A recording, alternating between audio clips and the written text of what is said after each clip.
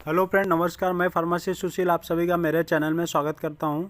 दोस्तों, मैं बात करने वाला हूं जेनरिक ड्रग और ब्रांडेड ड्रग में क्या अंतर होता है। जी हाँ दोस्तों, मैं आज जेनरिक और ब्रांडेड दवाओं के विस्तार के बारे में समझेंगे कि दोनों दवाएं क्या होती है और क्या डिफरेंस होता है दोनों दवाओं में। दोस्तों, अगर आप मेरे चैनल में न्यू हो तो प्लीज़ मेरे चैनल को लाइक करिए, शेयर करिए, सब्सक्राइब करना बिल्कुल मत भूलें। चलिए विदाउट एनी वेस्टेज टाइम अपना वीडियो को हम शुरू करते हैं। आपको स्क्रीन के ऊपर दिख रहा होगा ब्रांडेड और जेनरिक ड्रग में क्या अंतर होता है। सबसे पहले मैं समझता हूँ जेनरिक दवाइयाँ होती क्या हैं। दोस्तों, जेनरिक दवाइयाँ ऐसा होती है, अगर आपको जेनरिक दवाइयाँ और ब्रांडेड दवाओं के जेनरिक दवाएं जो होती है वो ब्रांडेड दवाओं के बिल्कुल समान होती हैं तो आप विश्वास नहीं करेंगे। जी हाँ, सच बात है कि आप विश्वास नहीं करेंगे, पर हाँ, इस पर विश्वास करना थोड़ा मुश्किल हो सकता है, लेकिन यही सच है कि जेनरिक दवाओं के भी साल्ट वही होते हैं जो ब्रांडेड कंपनियों के पास होते हैं। दरअसल जब ब्रांडेड दवाओं का साल्ट मिश्रण और उत्पाद के से अधिकार समाप्त हो जाता है तो वही फार्मूले और साल्ट के प्रयोग से जेनरिक दवाइयों का निर्माण किया जाता है। इसलिए जेनरिक दवाएं अपने समकक्षों के समान नहीं होती है, जबकि सिर्फ पैकिंग, ब्रांडिंग और मार्केटिंग का डिफरेंस होता है।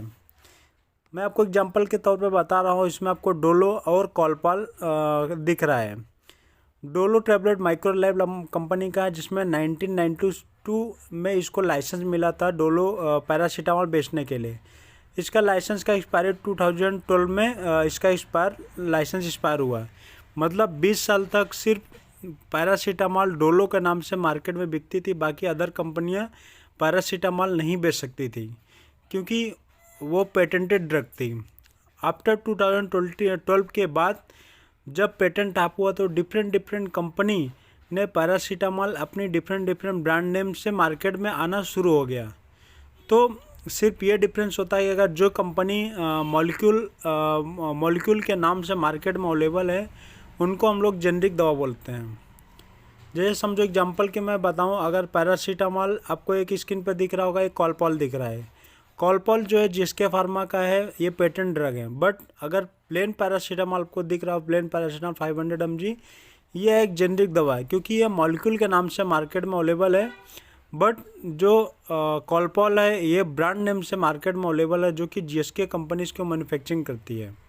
सेम अगर दूसरा एग्जांपल की बात करें तो इसमें एस्प्रिन और डिस्प्रिन है। एस्प्रिन जो है वो जेनरिक ड्रग है, उसमें मॉलिक्यूल नाम से मार्केट में अवेलेबल है। बट जो डिस्प्रिन है वो ब्रांड नेम से मार्केट में अवेलेबल है।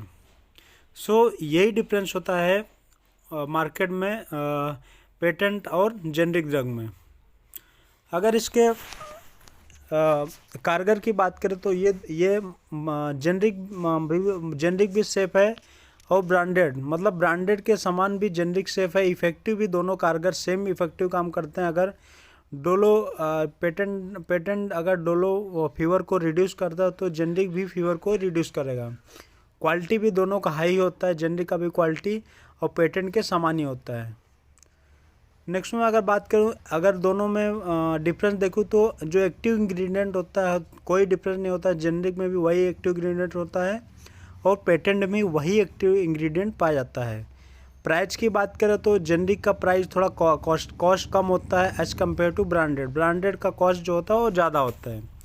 इंश्योरेंस कवरेज की बात करें तो नॉर्मली जेनरिक ऑलवेज कवर होता है, बट जो पेटेंट होता है cover in non generic from the executives.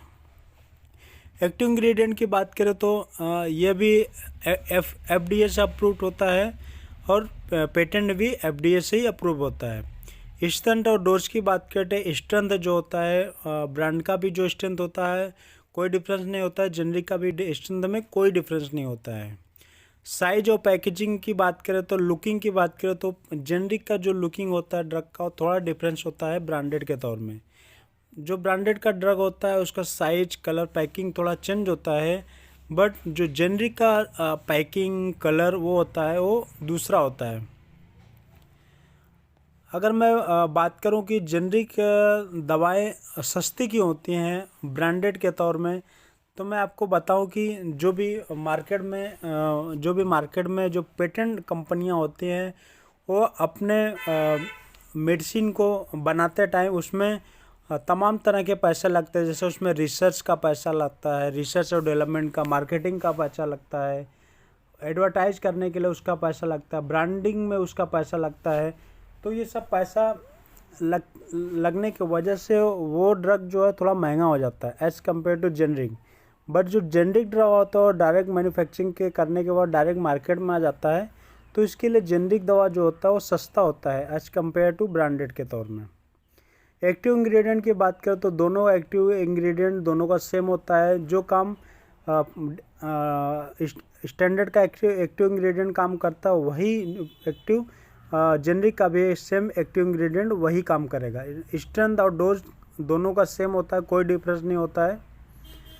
अगर एक्टिव इंग्रेडिएंट की बात करें तो आपको स्क्रीन के ऊपर दिख रहा होगा साइक्लोफिनेक 100 mg, पैरासीटामॉल 325 mg, ये जो होते हैं एक्टिव इंग्रेडिएंट होते हैं। इनएक्टिव इंग्रेडिएंट इसके अलावा जो दूसरा, जैसे समझो इसमें सनलाइट येलो, टाइटेनियम डाइऑक्साइड जो भी लिखा होता है वो इनएक्टिव इंग्रेडिएंट होता है। तो ये एक्टिव और इनएक्टिव इंग्रेडिएंट का डिफरेंस होता है। तो दोस्तों ये था मेरा वीडियो, जेनरिक और ब्रांडेड ड्रग में क्या अंतर होता है। अगर आप वीडियो को अच्छा लगा तो प्लीज़ मेरे चैनल को लाइक करें, शेयर करें और सब्सक्राइब करना बिल्कुल ना भूलें। तब तक के लिए नमस्कार, जय हिंद।